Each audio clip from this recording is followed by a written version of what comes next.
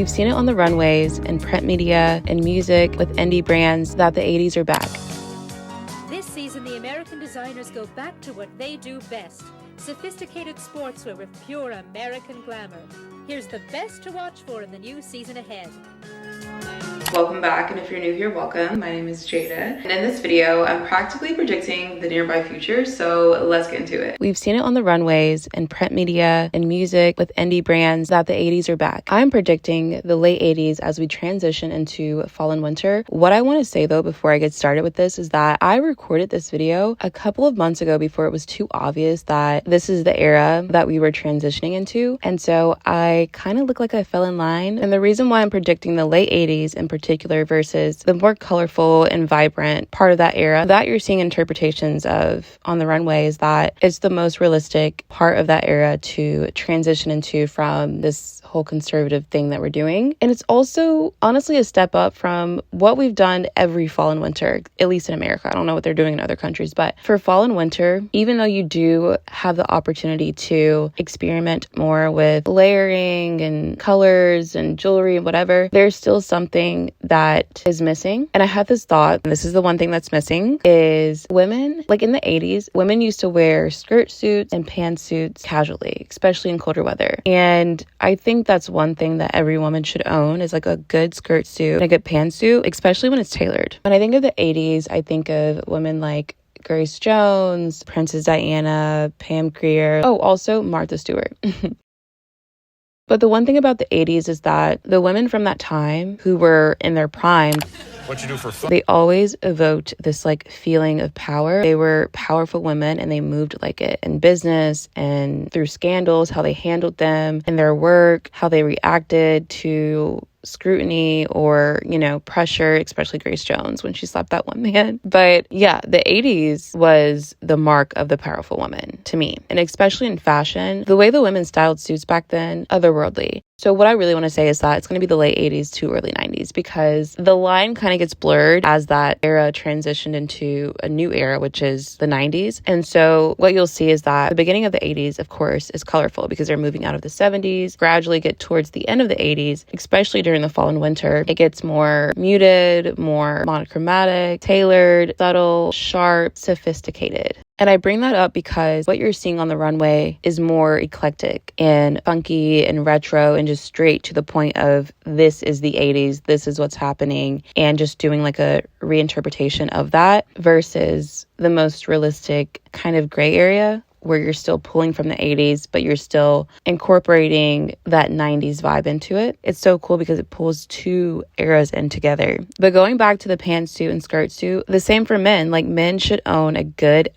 timeless suit. Like it's essential. In the church of be nice to people and don't talk with your mouth full, I decided to check out some more traditional religious types in their natural habitat. As I watched people leaving church, I was amazed at how they looked. Valentino, Escada, Oscar de la Renta.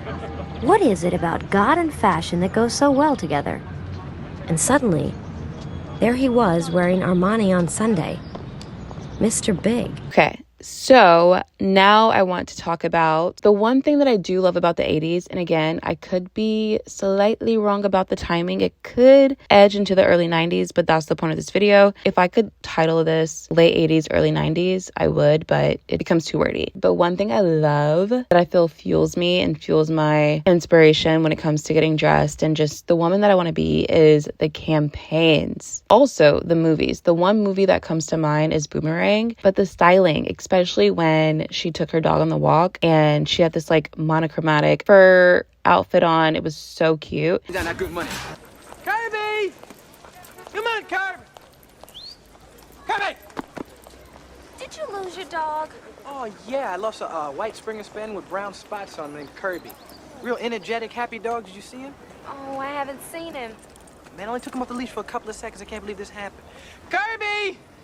Oh. He's like a family member, you know? Oh, It's just so sultry. And I think that's what makes the late 80s in particular just as timeless as the 90s alone. I also think about how they styled fur coats back then, and I think the difference between how we style fur coats today, some of us, and how they did back then is that today it kind of feels like people, especially when the whole mob wife, it couldn't just be an essential part of like their winter wear, especially for people who are more into fashion. It was the costuming of it all, like having to label it mob wife, because it's so foreign to think of a nice as big fur coat being a part of your winter wardrobe.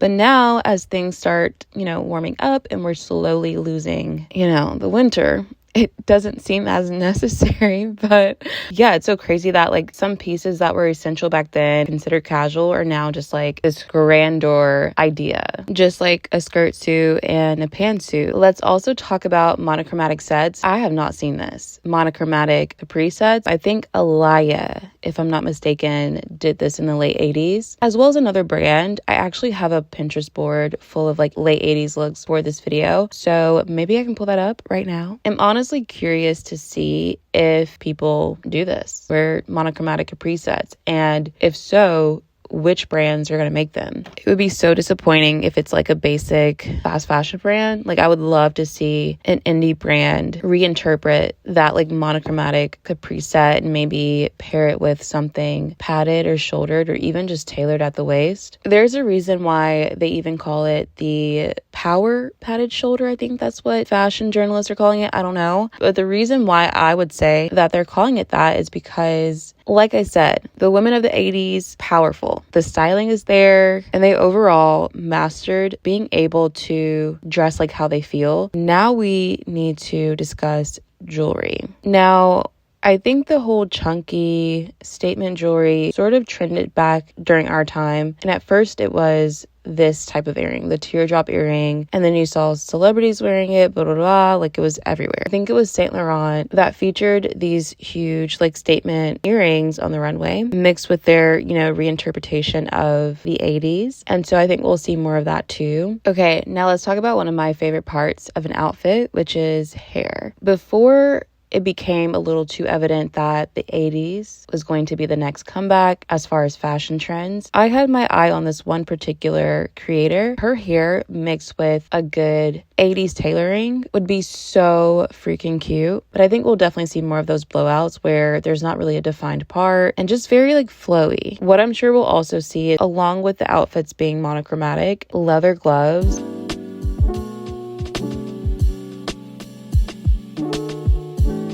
All in all, this is what's going to trend. It's the most realistic. It's obviously what we're seeing now, just a more refined early 90s interpretation of it. And yeah, you let me know if I'm missing anything, if you can think of anything, if you disagree, let me know. With that being said, this is the end of this video. I really hope you guys liked it, and I'll see you guys next time. Bye.